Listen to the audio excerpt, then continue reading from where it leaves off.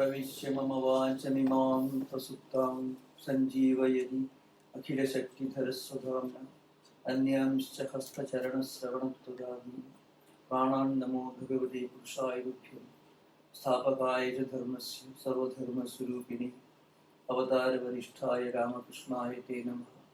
श्रुतिस्मृतिपुराणानाम् आलयं करुणालयं नमामि भगवत्पादं शङ्करं लोकशङ्करम्। So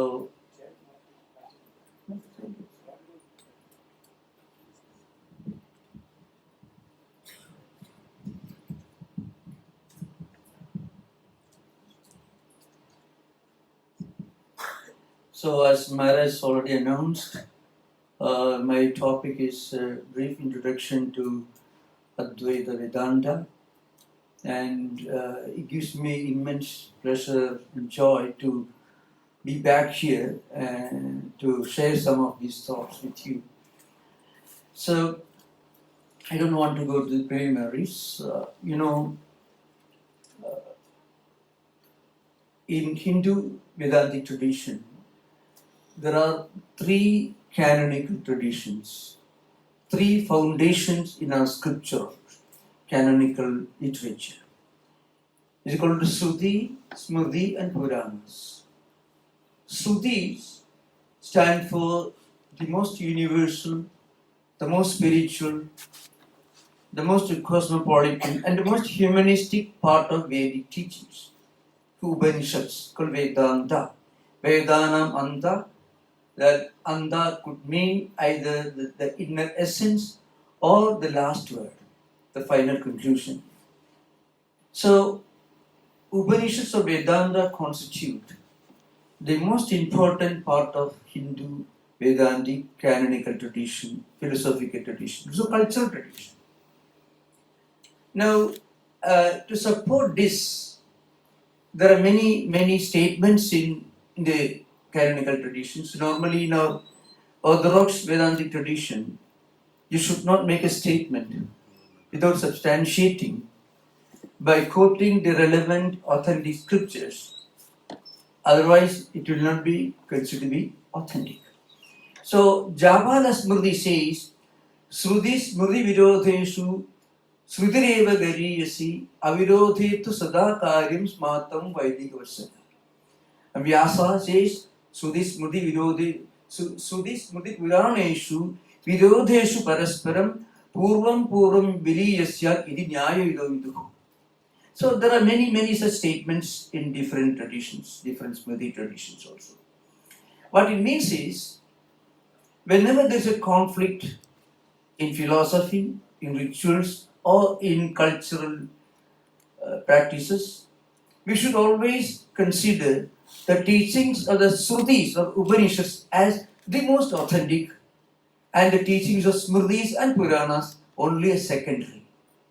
In fact, one of the reasons why many great Western scholars who met Vivekananda, even before Vivekananda, Schopenhauer, even the greatest name in American mystical tradition, Emerson, his own Brahma is nothing but some kind of a translation of 4 verses in the 2nd chapter of Bhagavad Gita.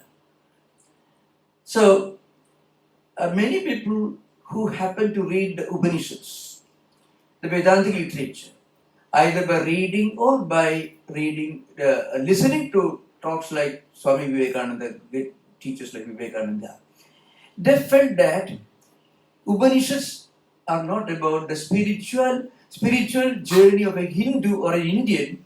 It is a reflection of the universal spiritual aspiration of the whole humanity.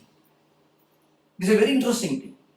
You don't find in any other tradition where somebody who is born outside Hindu tradition, Vedantic tradition, or Indian tradition feels that these Upanishads talk about my own spiritual journey. It is not a spiritual journey of a Hindu or an Indian. It is a universal spiritual aspiration of humanity. Now, in Vedanta or Advaita Vedanta, there are 3 streams, 3 approaches to Advaita. One is the scriptural approach, the philosophical approach.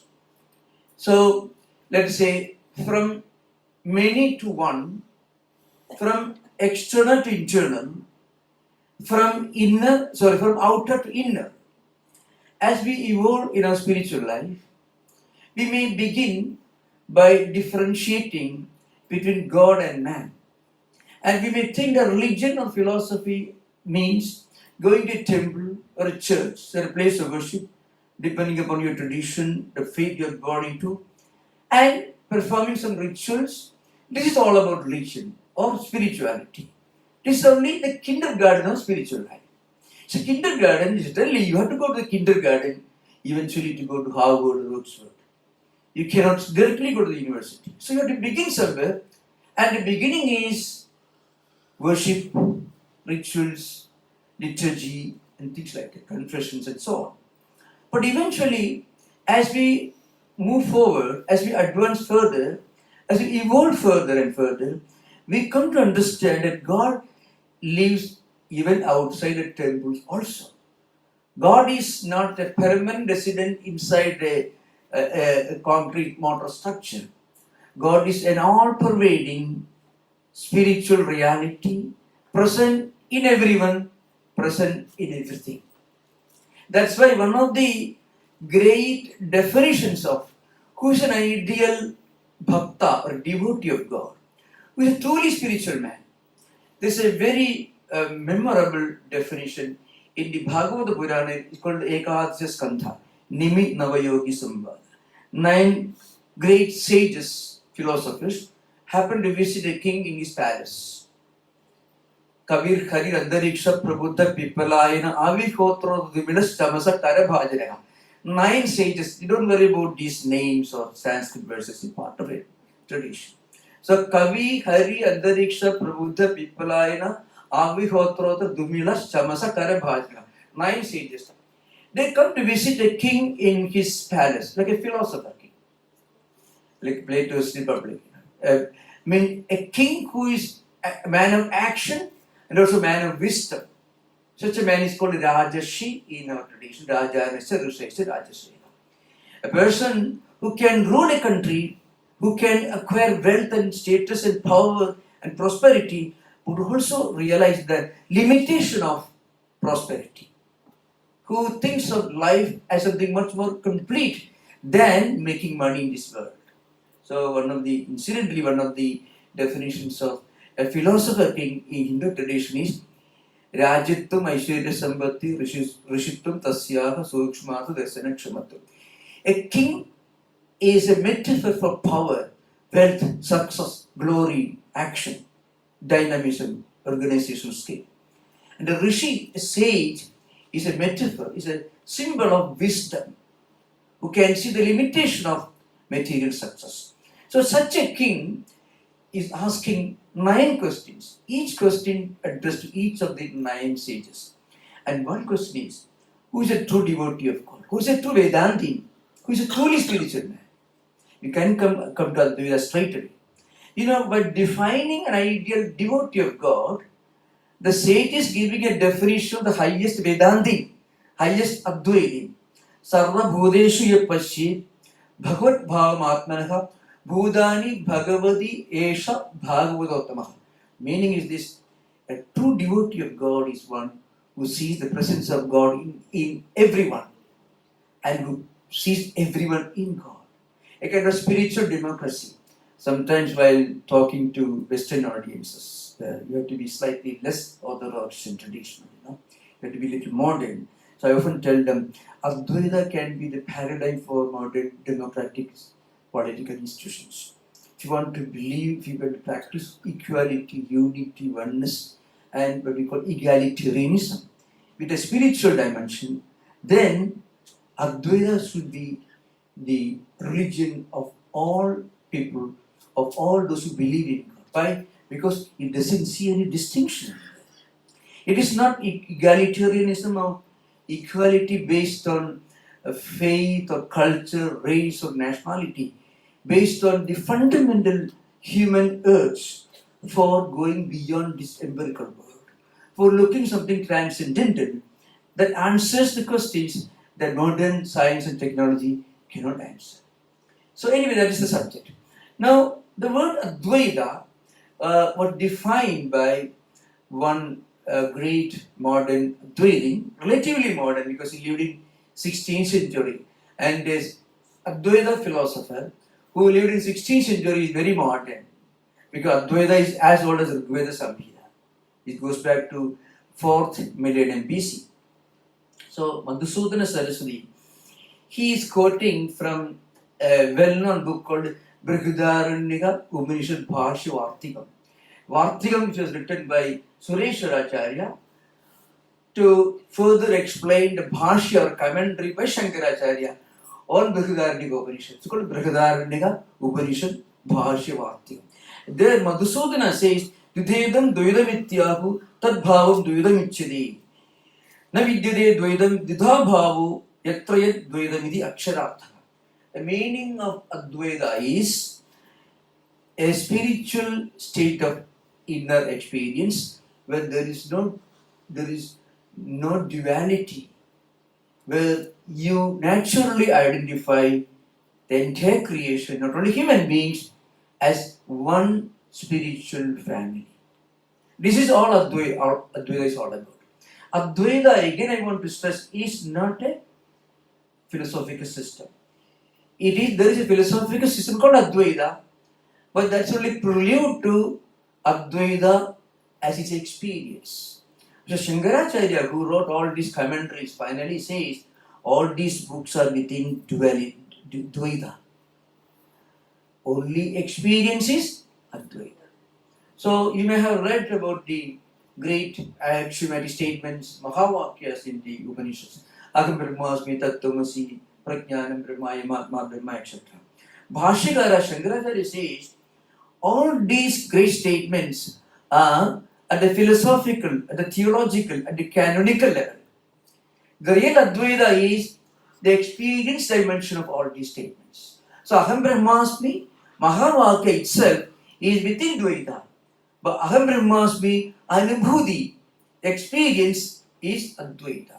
And when you experience this, what happens is, on the one hand, you can see this, you can see the reality of unity and oneness of creation. Not only human beings. Advaita actually helps you to understand the basic fundamental unity and oneness of existence. That's why in one of the commentaries by Shankaracharya on one of the statements in the Gaudapada, there is a karika called Susiddhanta Vivasthasu Dvaitino Nischida Dvidam Parasparam Viruddhinde Tai Rayanna Viruddhide. The meaning of the statement is very relevant to our times. People fight for God and for God. For God and on behalf of God. In fact, some of the greatest bloodsheds, genocides, massacres took place in the name of religion till 20th century. Till communism, Mao, Lenin, Stalin, all these gentlemen came. Before that, all the great bloodsheds took place in the name of religion. Now, and Shankaracharya says, it's because they fight among themselves because they think their own religion is right, every other religion is wrong. So Siddhanta Vyavasthasu Dvaitino Nischida Dhram Parasparam Viruddhyante. They fight among themselves. On the other hand, Advaita doesn't quarrel with anyone because Advaita thinks that your neighbor is yourself. You don't have to love your neighbor because there is no neighbor really speaking. Your next door neighbor is non-distinct and non-different from yourself. This inner unity and oneness as an experience is the essence of Advaita. So, this Advaita is not a philosophy, but philosophy is also important. From a scriptural perspective, Shankaracharya's commentaries on Prasthanatraya, the 10 Upanishads, Gita and Brahma Sutra constitute the canonical foundation of Advaita. But same Shankaracharya says, when you reach the highest Advaitic experience, and that experience is expressed in the language of silence. Antai Bhagavadinam Anantai Mokam. The language of the infinite, the experience of the inner unity of existence is silence.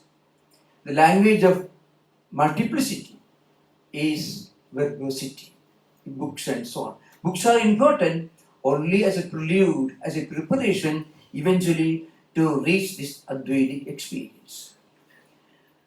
The essence of Advaita as a philosophical system was put by Shankaracharya in a small pithy statement. Brahma Satyam Jagat Mithya Jivo Brahmaiva Navaya. This has led a lot of misunderstandings. And this is something that is very relevant for us to understand.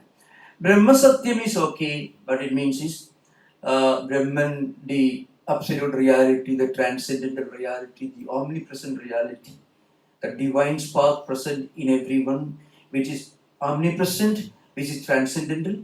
That's only reality, everything else is only relative. This one idea, Brahma Satyam. But Jagat Mithya is a problem, because in many translations, Mithya is often defined as the unreal. Now, that is a big blunder. In fact, that has caused a lot of problems in modern times. Shankaracharya says Brahman is only reality, everything is unreal. It means I am not sitting and speaking to you, you are not sitting there, and this is not Delhi. This kind of absolutely wrong statements. What Shankaracharya says is Mithya means something that is true, but not for all time. True for the time being, but these empirical phenomena, these worldly phenomena, all that we see around, the world in which we live, of which we are a part, they remain there, but they continue to change. So anything that changes is not absolutely unreal, because we are experiencing it, but not absolutely real, because to be designated as absolutely real, it should remain the same in the past, present and future. And according to Advaita, Brahman is the only reality. So, to understand what Brahman is, not Brahma, wrong vowel. Brahma is more like a monotheistic creator, God. Brahman actually implies one spiritual divine truth, divine spark, the presence of the divine that is present in everyone and present everywhere. And that Brahman, it never came into existence because it always existed. It never will cease to exist, but it always will exist. It never changes or grows or evolves, because it always will remain the same. Now, you can think of this as kind of cosmic metaphysical doctrine, thinking that all religions represent different attempts, different ways of understanding this absolute reality. In fact, many of you must have heard of Swami Vivekananda's Chicago speech. All of you know about it. I don't know how you must have wondered why Swamiji could create an impression. In fact, many of our great American friends who are coming to India, they are all coming in search of something that Vivekananda revealed to them in 1893, September 11, the first Chicago address. The most foundational idea that Swamiji narrated in his first Chicago address is, Ye dhamam prapadyande tam sadaiva bhajameham mama varma anuvartande manushya partha sarvasha. God should be the God of everyone, not God of somebody or a group or a community that has got an understanding with that idea of God. That kind of God is a very miserable kind of God, who always is dependent upon affirmation of his existence from his devotees. So Swamiji says, anyone in this world who is pure, who is compassionate, who is unselfish in his actions, who is broad-minded and kind-hearted towards everyone, if he is a good human being, if he turns to God, he will realize that God. So you don't have to believe in a particular doctrine. You may believe in any doctrine or no doctrine. But if you live a good life, a pure life, you can be spiritual. Spirituality goes beyond religion. one of Vivekananda's most explosive statements, which perhaps you can draw, draw the attention of great world renowned agnostics like Richard Dawkins. You know what he says? You live your life in such a way that God will accept you even if you don't accept Him. And now this is purely Advaita in its most common sense level. So Advaita is not a metaphysical doctrine, simple common sense. All religions are equally varied path leading to the same goal. All religions are true in the sense that when you sincerely pray to God with a pure heart, and when your life and actions are guided by these principles of compassion and love and understanding with everyone, then what happens is God will accept you even if you reject God. Because God's compassion or His ontological existence doesn't depend upon your acceptance of His existence. This is the great message that Vivekananda gave. Ye dhamam prapadyante tam sthathaiva bhajaneham. Anyone who turns to me, I shall be attainable to them in whatever way they turn to me. This verse from the Gita, Swamiji, we don't know whether Swamiji actually recited this verse, but Swamiji gives a very wonderful English translation of this verse in his first Sikha practice. So this is the essence of Advaita.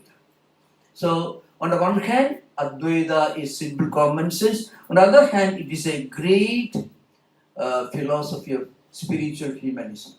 I would say a few things about the great founder of the Advaita metaphysical system.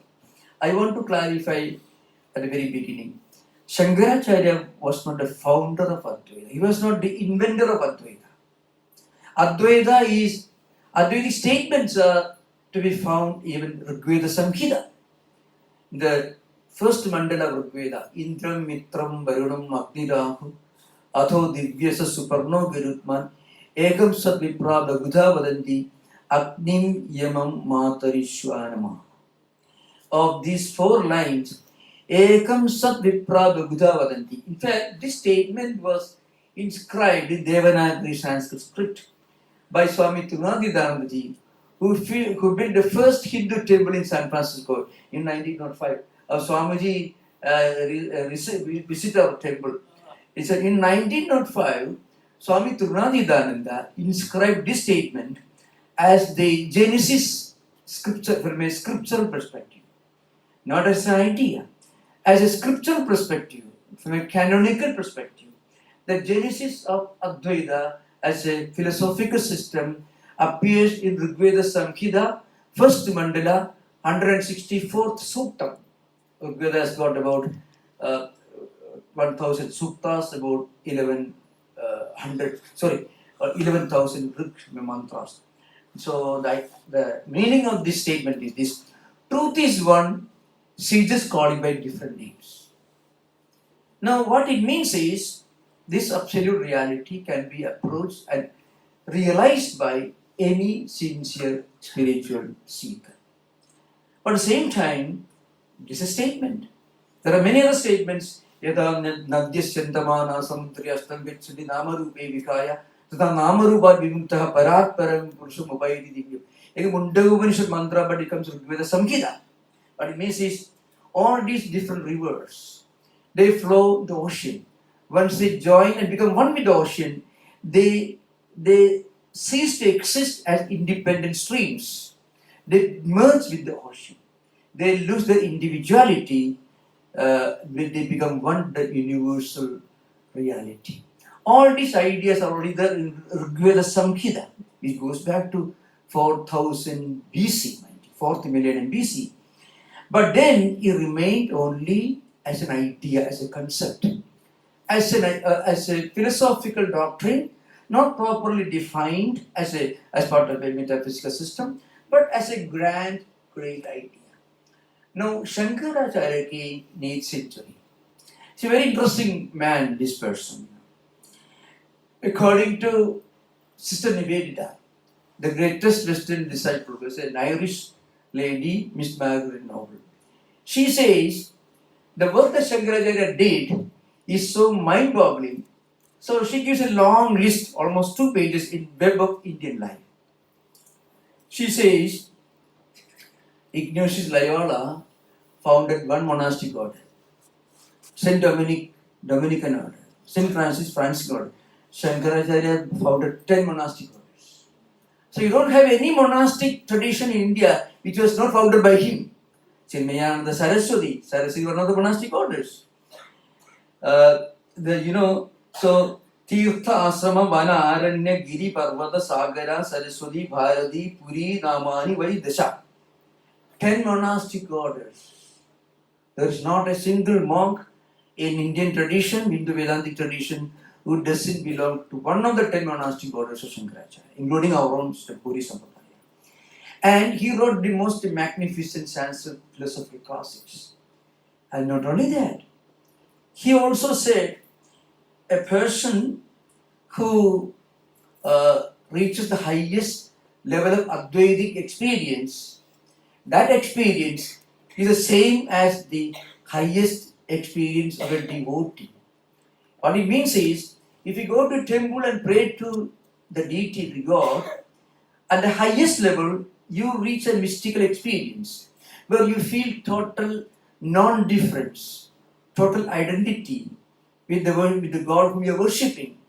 That mystical experience goes beyond man-made structures and belief systems, kind of inner experience. That experience of unity is the same as Advaita. Maicha Ananya Yogena Bhakti Rabhyabhijarini Vivikta Desha Sevitum Anabhirjana Samsudi is the 13th chapter, 10th sloka, in some versions 11th sloka of Bhagavad Gita. Maicha Ananya Yogena Bhakti Rabhyabhijarini Vivikta Desha Sevitum Anabhirjana Samsudi. So if somebody tells you Advaitics are very dry Advaitics, they don't believe in temples, they don't believe in anything, everything is Brahman, nothing to do, that is absolute gibberish. What it means is the highest devotion of a true devotee and the highest spiritual unity of identity, experience of identity with God, that is Advaitic experience of Jiva Brahma Aikyam, are the same, Bhashyakara says. So he first goes on explaining Abhibhijarini Bhakti, Vibhijarana Shila, Abhibhijarini, Ananya Yogena Bhajanam Bhakti, etc. This is Satya Jnanam. The highest devotion and the highest Advaita experience are the same. And you know what he did? He started this traditional practice of having a shrine in your home. In traditional Hindu homes, every household should have a shrine where he puts some images, something he prays every day. So that is for the kindergarten, for the primary school. But when you reach the highest level, then the whole world is nothing but an expression of the same divine. You don't feel the need to go to a temple. But because you feel the divine reality within you. I cannot explain this better than by illustrating Sri Ramakrishna's life. Sri Ramakrishna came to Dakshineshwar. Maybe in modern times, we are all talking about Advaita today because of Sri Ramakrishna. And you'll be surprised when I tell you, for the first time, Shankaracharya's classical works were for the first time translated in a systematic manner. There were some earlier translations, but Shankara Bhashyas, commentaries of Shankaracharya, were for the first time translated into Indian vernacular and English language by Ramakrishna Mission. So today, if the world is discussing Advaita, it is because of Sri Ramakrishna. Let's see how does Sri Ramakrishna practice Advaita. There is no better way of explaining. He first came to Dakshineshwar temple. He was a very traditional priest, very meticulous in minute details of worship and rituals, and very particular, a real Dvaiti like that, bhakta. But then, eventually, when he realized Advaitic experience, he will sit in his room every day, every minute, every second, in everything, he saw only the presence of the divine. So he did not feel the need to go to the temple and pray, because he transcended that level. Not that he was against it, but he went beyond that. So in Advaita, you begin with temple worship, rituals, all these normal practices of traditional, conventional temple going culture. But eventually, you outgrow that stage, and when you realize the presence of the divine everywhere, then you become one with divine, and that experience becomes an everyday experience. Everywhere, in everything, you feel the presence of the divine in everything. Now, a few things about Advaita metaphysics. You might have heard of Dvaita, Visita, Dvaita, etc. I started to explain this little. Suppose you have a pile of mud or soil, and the pot maker makes all kinds of earthen pots or pans or cups and jars from the same mud. Okay, Shankaracharya will tell you all these different utensils, pots and pans are all made of the same soil. So that is the Upanishad statement, you can say one cup made of clay, that is clay, a jar made of clay, that also is clay, a huge earthen pot made of clay, that is also clay. If you remove all the clay from an earthen pot, there will be no pot. So all these external appearances, when a pot maker makes a jar, it is called a jar. And when he makes a cup, it's called a cup. When he makes a huge earthen vessel, it is called an earthen vessel, clay, made of clay. The uses are different, but they are essentially the same. That is Vacharampanam Vikaro Namadeyam Murtiga Ityeva Satyam. Murtiga Ityeva Satyam. What it means is all names and forms are relative. They belong to the relative plane. They are not absolutely unreal, because we are experiencing. You don't drink water with a huge earthen pot. You drink water maybe with a small tiny cup made of clay. So there are differences with regard to utility, size and shape, but these are secondary differences. Essentially there is a unity because they are all made of the same clay. Ramanuja will tell you, okay, they are the same, but the shapes, names, all these bring in some element of difference. That Ramanuja will say. There is unity, but there is also difference.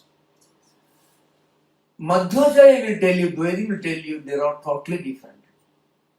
So, in other words, an earthen pot, a pot made of clay, is totally different from a small, tiny cup made of clay.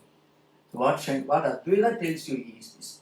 If you look beyond and behind the apparent differences, in terms of names and forms, Nama and Rupa, then you see the underlying unity and oneness. Similarly, if you look at this world, humanity and creation, people belong to different cultural traditions, different nationalities, different racial characteristics, different customs and habits, and so on. Every nation, every society, different from every other nation, society. Even every member in a family could be different from each other member. It's true. But behind these differences and beyond these differences, there is one underlying unity, harmonizing unity, a unifying thread, that is this. In everyone there is the presence of the divine. So a kind of unity and oneness based on spiritual unity of existence. That's the essence of Advaita. Philosophically, we can discuss for many, many years. In fact, recently I had a 10 days, 15 days retreat on Chatussutri Bhashya, only Sanskrit scripture. That is for the traditional student of Indian philosophy and scriptures. But Advaita can be very simple. The simple common sense. All differences, all distinctions, are based on socio-anthropological cultural differences. Behind and beyond these differences, there is this underlying unity of oneness and harmony. That is the spirit. Spiritually, we are all one spiritual family. This is the greatness of Advaita. In Advaita, it's very simple. Now, this is a fact. Now, I'm just coming to that. Of course, there are different views regarding this. Advaitins will tell you, at the beginning, we may think, well, one person is different from another person. So you can see the distinction. But eventually you find that distinction is only based on certain secondary factors. So Vivartavadasya Purvabhumi Vedantavade Parinamavada. Vyavastidesmin Parinamavada Swayam Samayadi Vivartavada. What it means is Advaita, little technical, logical point I want to mention. Suppose you take a piece of cloth. Now, what is a cloth? A cloth is nothing but the appearance of, let's say, thousands of threads in a unified form. So it takes a new shape. It's called a cloth. Or if you take a golden necklace or a golden ring, the same gold takes a new form, and so it gets a new name, a necklace or a ring. But these names and these forms may give you the impression that everything is different from everything else. But actually, these differences are only secondary. And Advaita establishes this based on certain important arguments. I shall just introduce that part of it, then tomorrow I will continue. So, there are two ways of understanding Advaita. One, trying to indirectly get an idea of it. How do you establish the fact that Brahman is only reality? So, Brahman is considered to be the point of origination, the point of existence, and the point of dissolution. I can just narrate one simple episode from Taittiriya Upanishad, so Krishna Yajurveda. Once a little boy approached his father. Varuna was the name of his father. And the boy's name is Bhrigu. So Bhrigu approached his father and asked him, Adhihi Bhagavo Brahma iti. Please teach me the truth of this absolute reality, the transcendental reality. This is a question. The father did not give a long lecture, asked you to meditate. But before meditating, he gave this small instruction, Yato Vaimani Bhudani Jayante Yena Jatani Jivandi Yatvain Devisam Visanti Tad Jijnasa Satta Brahma. In all these instructions in Vedic times used to take place in forest hermitages. So the father pointed his finger at the different trees and mountains and valleys around. Look at these trees around you. Where do they come from? Or these mountains, the sky, the river, or where do they come from? And what is the point of existence? Where do they exist? And finally, where do they get dissolved? So what is the point of origination of the universe? You cannot really explain Brahman, because when you explain, it becomes relative. The absolute reality cannot be explained in words. It cannot be indicated. And surprisingly, those of you who are not familiar, but I will tell you, there was a great German mystic who lived in Germany 30s. His name is Meister Eckhart. His name. The greatest name in, maybe philosophically, the greatest name in Western Catholic Christian tradition, far greater than Augustine, Aquinas, or anyone else, as a great philosopher. Of course, his name was forgotten and he was buried, literally.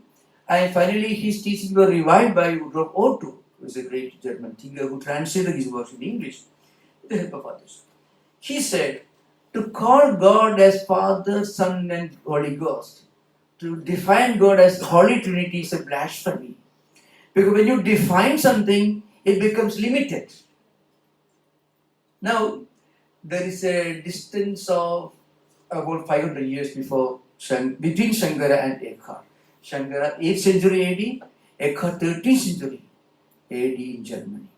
But you can see, but of course his teachings eventually almost was forgotten. But I mean to say, wherever true spiritual seekers, when they turn their inquiry inward in search of some supreme truth with the answer for all internal questions, then eventually they're bound to reach Advaita. In that respect, Advaita is not necessarily a Hindu philosophical doctrine. It is the journey of human race, human aspiration in search of the highest spiritual truth and the highest spiritual experience. So one way of trying to teach this, which cannot be explained in words, is by saying, well, what is the origin of this universe? What is the essence of its existence? Finally, what's the point of dissolution? So once you meditate, again, you are not going to a laboratory to do research. What you do, you meditate with a pure heart. When you meditate, then you find you yourself eventually begin your journey. And according to Hinduism, Buddhism, and religions of Indian origin, we believe in doctrine of reincarnation and doctrine of law of karma. So, if you do enough spiritual practices in one life, it will not be lost. You are never late. It will be deposited as samskaras in a spiritual bank. When you are born again, we will be born with the same spiritual tendencies, and we continue a spiritual journey. Anyway, I have given a broad view, short introduction. I think we can have some Q&A. You are most welcome to ask questions. Yeah, the only Tavastha Lakshanam is indirect, the other one is Surupa Lakshanam. We'll describe later for want of time. Okay. So if you have anyone, those of you who are still awake, can ask questions. Anyone? Or is it too dizzy and your heads are reeling? Okay. Yeah, at the end, somebody is there. Yeah, there is somebody. Yes, please go ahead. From Maharaj. My name is Rajarshi. I have a slightly probably very beginner's question. So like you mentioned, Shankara obviously is the classical example of Advaita. Thakur Sri Ramakrishna was also one proponent of Advaita. Thakur, I think at least from what from Kathamrita, what we know is that he repeatedly emphasized. He was a Advaitin, but emphasized the bhakti mark to Advaita. Yeah. For this age, bhakti is the method. Yeah. And he repeatedly emphasized the Ananda aspect. Ananda. Whereas classical Advaita is a little maybe more on the Sat and Chit part of it, and not logical. So as beginner, as his first question shall answer. No, he has not complete. Continue. So my question is, as a beginner, like and as like devotees of Ramakrishna Mission and all that, we also we are encouraged to read the Upanishads, the classical texts. Yeah. We do, a lot of us do go to discussions of it. But as beginners, how do we balance, or how do we kind of put what the classical texts say, as Shankara says, and what Thakur's literature says? How do we balance and interpret? The first answer is, according to many of the great scholarly monks of our order, Sri Ramakrishna was a bhakta outside, a jnani inside. And Vivekananda was a jnani outside, bhakta inside. So this is a very important point. That is one answer. Second point is, this is a very more profound question, last part of the question. How do you reconcile classical Advaita with Sri Ramakrishna's teachings? The difference between gold and Indian currency notes. Shankaracharya came at a time when there was a need for a interpretation, for finding out a philosophical system for Vedic tradition, and Advaita philosophy was his creation. He developed Advaita as a compact metaphysical system. The same Advaita, after 1200 years nearly, Sri Ramakrishna and Vivekananda came in 19th century. So this modern age demanded a new interpretation. So Advaita, a Vedantic tradition of Hinduism, survived because we had this unbroken succession of teachers, acharyas, gurus, and avataras who came from time to time and who always interpreted this ancient message in a new contemporary language according to the needs and demands of those particular social conditions. So 19th century required an interpretation which Sri Ramakrishna gave. As for bhakti you mentioned, I want to mention to you, Sri Ramakrishna found, and in modern times, people may not have the patience or any other necessary qualifications for prolonged austerities. It's very important in this modern industrial age. Even I tell you in San Francisco, where I often find IT professors are always routinely fatigued. They don't have even the mental health or the focus to listen to long spiritual lectures. Engineers and doctors and those who are members of the diplomatic corps, they have more patience. Academics, doctors, engineers, they have more patience to listen to prolonged lectures on philosophy, but not IT people. You know why? Attention span has come down. These are real fact. So, in Swamiji's time, in Sri Ramakrishna's time, this beginning of the post-industrial age, when people were naturally in need of something that produced results quickly. They were not competent, they were not capable of taking long austerities in 19th century. So Sri Ramakrishna had to interpret this ancient message in new language. But what Swami Vivekananda preached in the West was Advaita. You know the reason? Swamiji was asked this question by, in fact, it comes in Mary Louise Burke's Swami Vivekananda's in American newspapers. They asked this question during his second visit. Why didn't you preach Ramakrishna? You're talking about Advaita. Then Swamiji replied, if I had taught you Sri Ramakrishna as a great modern saint, you would have, okay, we have our own Saint Francis of Assisi, we have our own saints, something like that. This Sri Ramakrishna, that's fine, nothing about it. But what Swamiji did was, he first gave a detailed interpretation, explanation of the universal philosophy of Advaita, and then he said, in recent times, there was a great man who lived in India, and his name was Ramakrishna. So you can see the genius of Swami Vivekananda. Swami Vivekananda did not bring Sri Ramakrishna's name at the very beginning. What he did, when Western world was looking for a religious tradition, for a spiritual paradigm, which was capable of withstanding the shocks of Darwinism, creationism, and modern scientific discoveries, what happened, Swamiji found they were looking for something more universal, more humanistic. And Advaita was the only teaching that would have fitted, that would have been appropriate for those times. So Swamiji first discussed Advaita. In fact, the first Chicago address nothing but a document, testimony to Advaita.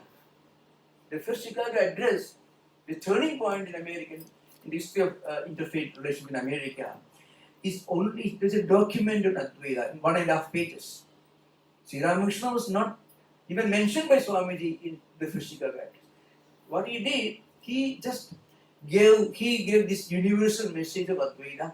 Later on, when people came to know, in recent times, there was a great man, a great saint, who lived in India, and his name was Sri Ramakrishna, and his disciple, they wanted to know about Sri Ramakrishna.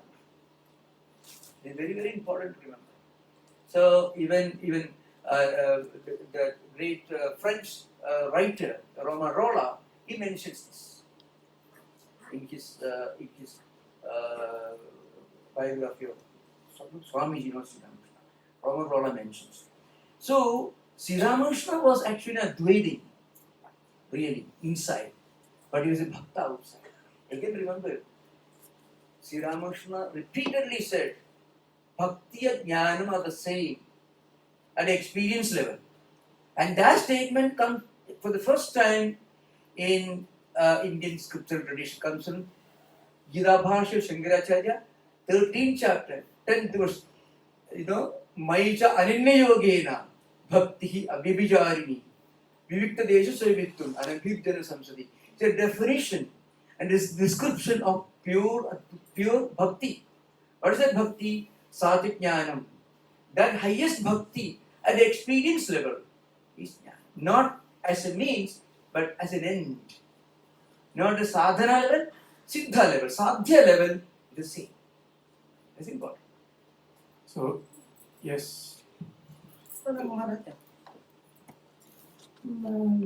Shankaracharya was Advaita Vedantist. He wrote Mono Buddha Hankara Chitta Naham. Otherwise, he also wrote Bhaja Govinda. Exactly. It is Daita. Yeah. So, I can't understand how. I will tell you. So, anyway, I know I should conclude now. It's a very important question. Thank you for the question. You know, when I was teaching in training center in Begumas for 7-8 years, future monks. One day during Shankaracharya Jayanti, one Brahmachari, the one in Japan now, he was playing harmonium and he was reciting Gadistum Tomega Bhavani, that Bhavani style. Next day in the class, he asked the question, Swami Maharaj, why did Shankaracharya neglect bhakti?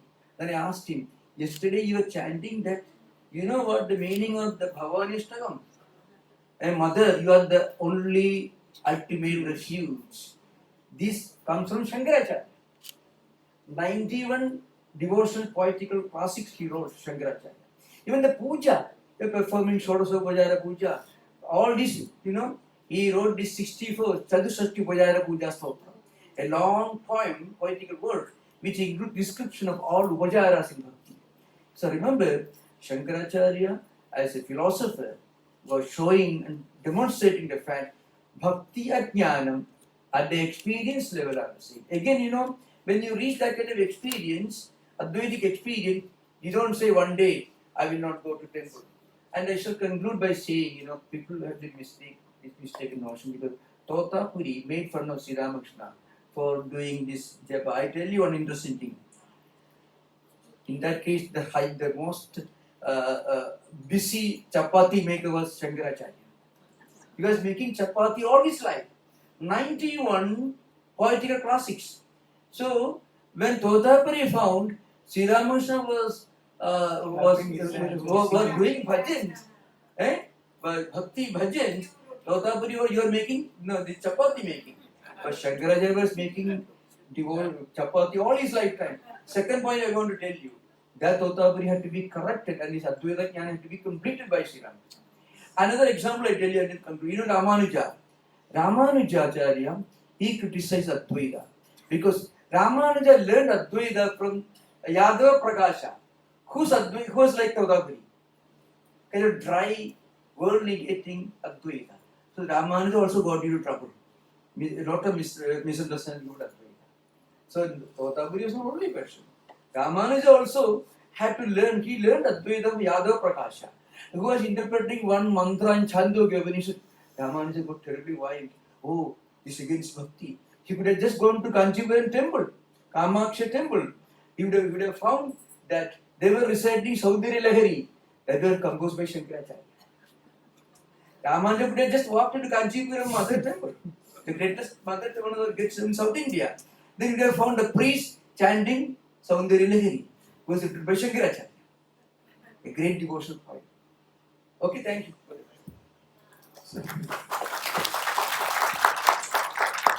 Yeah. Om Itagni Dahika Shakti Ramakrishne Sitahiya Sarva Vidya Swarupam Tam Sharadam Pranamamyam. Yeah, deeply devoted to Maharaj. But it's the most beautiful exposition of the basics of Advaita. So lucid, how Bhakti and Jnana are one and the same at the highest level. Because he had to come down. He is a great scholar. To make it understandable for all of us, he came down and spoke at that level. It was very extraordinary. So clear, full of very clearly expounded. I think, we'd all get a very good foundation. Today, Maharaj would continue tomorrow. So thank you all of you. We had a morning 2 wonderful sessions, followed by wonderful prasad, and then now we'll have tea. But one thing I'm very happy, our devotees are slowly following the footsteps of sadhus. It's very wonderful. Now, after food, sadhus have to rest. I found many of you are quite blissfully in sleep. Wonderful, that's also good. Ma bolle na amar chelera ghumiye bachwe. So that way it was good. But those who were awake, I think, got some wonderful insights on the foundational aspects of Advaita. And here's a person who has such clarity, not only that, no, he has extraordinary knowledge about history.